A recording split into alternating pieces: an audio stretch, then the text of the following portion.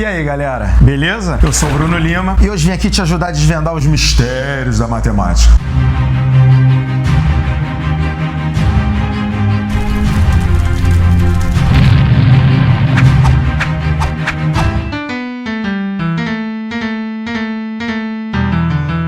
Galera, algumas semanas eu coloquei no meu Instagram, no @tiobruno_lima, um questionário, uma pergunta, naquela caixinha de perguntas, de quais são os temas de aula que vocês gostariam de ver aqui no nosso canal. E um dos temas que mais foram votados, que mais foram pedidos, é o tema da aula de hoje, que é um tema do ensino médio, e como cada vez mais pessoas vêm chegando ao nosso canal que são do ensino médio, chegou a hora de prestigiar e privilegiar aqueles alunos que pediram a aula de progressão aritmética, ou para os mais íntimos, PA. Qual é a definição que a gente tem de progressão aritmética? É toda a sequência numérica na qual cada termo a partir do segundo é igual ao anterior mais uma constante. Como assim? A PA é uma sequência em que cada termo a partir do segundo termo é dado pelo termo anterior mais um termo que é constante, e a esse termo a gente vai dar o nome de razão. Então, vamos ver um exemplo aqui de uma PA. Eu tenho uma sequência numérica de termos 5, 8, 11 e 14. Quando a gente fala de PA, o primeiro termo ele vai receber um nome especial, ele vai ser o nosso A1. Então o nosso A1 dessa sequência, dessa nossa PA, é o 5. O segundo termo vai ser o A2, o terceiro termo vai ser o A3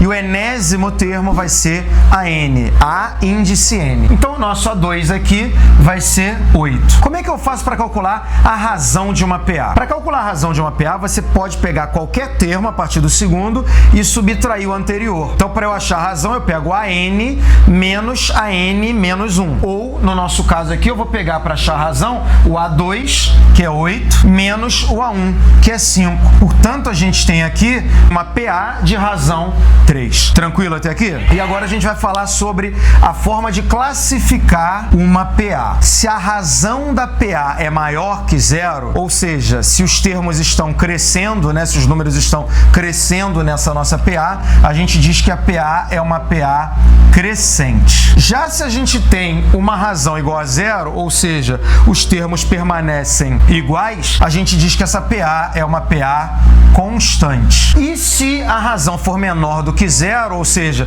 os termos forem diminuindo, forem ficando menores, eu digo que essa PA é uma PA decrescente. Tranquilo até aqui? E aí a gente tem uma informação também muito importante que pode ajudar a calcular e determinar qualquer termo e de qualquer posição da nossa PA. Basta que a gente tenha o primeiro termo e a razão. É a famosa fórmula do termo geral, que diz que o enésimo termo de uma razão, ou seja, o AN, vai ser dado pelo primeiro termo, A1, mais N menos 1 vezes a razão. Então a gente tem que AN, o enésimo termo da PA, vai ser A1, o primeiro termo, mais N menos 1 vezes R. Na prática, imagine que você queira determinar o oitavo termo de uma PA. Para eu achar o oitavo termo de uma PA, eu faço A1 mais 7 vezes a razão. O décimo termo de uma PA, A1 mais 9 vezes a razão. E lá vai fumaça. Tranquilo até aqui? Vamos seguir então. Agora eu trouxe para vocês uma bruxariazinha importante que pode ajudar vocês a resolverem várias questões, vários problemas envolvendo o PA. É o seguinte, dados 3 números consecutivos de uma PA, o termo do meio é a média aritmética dos outros dois. Então, essa fórmula está dizendo pra gente que o termo AN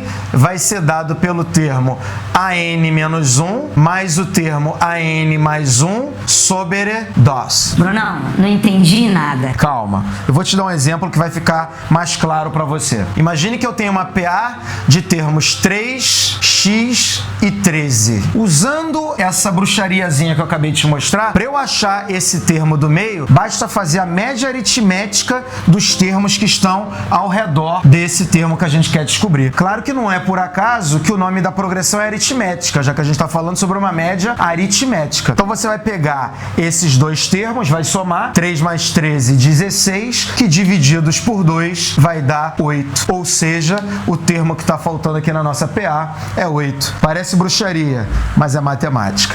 E, por fim, para falar sobre os conceitos de PA, eu trouxe para vocês a seguinte situação. Determine para mim a soma de todos os números naturais de 1 até 100. Imagina como você teria trabalho para me responder essa questão. Você teria que fazer 1 mais 2, esse resultado mais 3, esse resultado mais 4. Só que reza a lenda que por volta do século XVIII, na Alemanha, um jovem bolinha de pelo chamado Gauss estava assistindo a sua aula. Ele tinha cerca de 10 anos de idade, quando a tia Creide entrou na sala e, como não havia corrigido as provas que ela tinha que ter corrigido naquela semana, ela pensou o seguinte: eu tenho que manter esses alunos ocupados, então enquanto eu corrijo as provas, eu quero que eles façam a soma de todos os naturais de 1 até 100. Gauss, que não era bobo nem nada, começou a perceber o seguinte: ele armou a sequência dos números naturais e ele começou a ver que os números que estavam à mesma distância tinham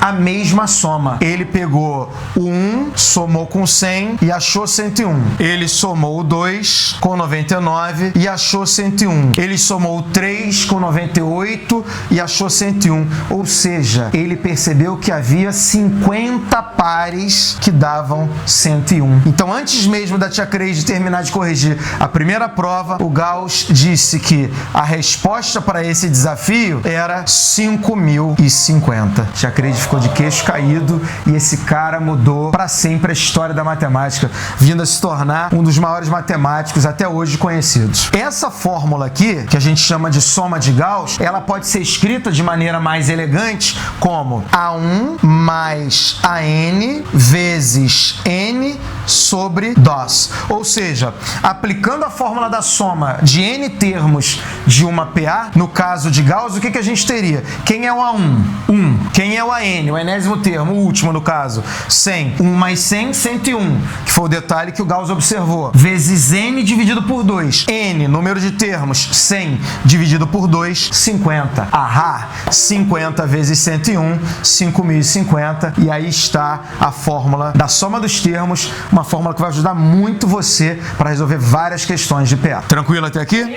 Pessoal, para a gente praticar esses conceitos que a gente viu de PA, eu trouxe para vocês uma questão da UERJ, uma questão que caiu em 2017 no exame de qualificação, que dizia o seguinte: o fisioterapeuta elaborou o seguinte plano de treinos diários para o condicionamento de um maratonista que se recupera de uma contusão. Primeiro dia, corrida de 6 km. Dias subsequentes, acréscimo de 2 km à corrida de cada dia imediatamente anterior. O último dia de treino será aquele em que o atleta correr 42 km. O total percorrido pelo atleta nesse treinamento, do primeiro ao último dia em quilômetros, corresponde a... Antes de mais nada, a gente tem que olhar para o enunciado e aquilo que ele deu para saber qual ferramenta que a gente vai usar. Essas duas informações aqui, que fala do primeiro dia e dos dias seguintes, já dão um spoiler aí pra gente que está se tratando de uma PA. Por quê? Porque no primeiro dia ele percorreu 6 km e ele diz que a cada dia seguinte há um acréscimo de 2 km com relação ao dia anterior. Ahá! Temos uma PA de razão 2. Então, A1 é igual a 6 e a razão é igual a 2. E o enunciado diz também que no último dia o nosso atleta correu 42 quilômetros. Nós não sabemos que dia foi esse. Nós só sabemos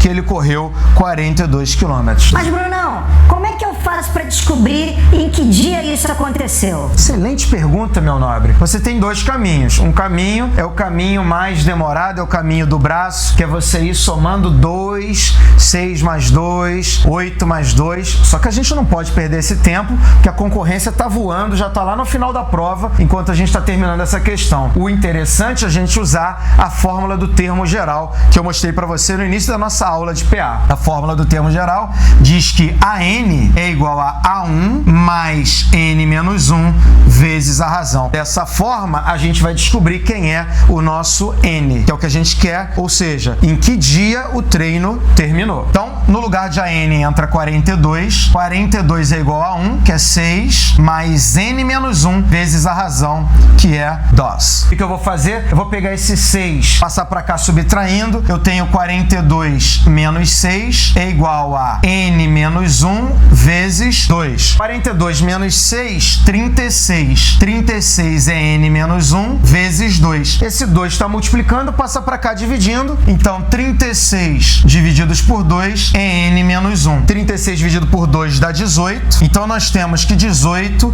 é n menos 1. Portanto, n, jogando esse menos 1 para lá, n é igual a 19. Ou seja, o atleta treinou durante 19 dias. Porém, o que a questão quer é o total de quilômetros que ele percorreu durante todo esse treinamento. Então, a gente está falando sobre a soma dos termos da PA. E a fórmula, a gente sabe que é A1 mais AN vezes N sobre 2. No caso aqui da gente, eu tenho A1, 6, mais AN, 42, vezes N, que é o número de dias, 19, sobre 2. Então, S19 vai ser 48. 48 vezes 19 sobre 2. Para facilitar a nossa vida, eu posso cortar 48 com 2.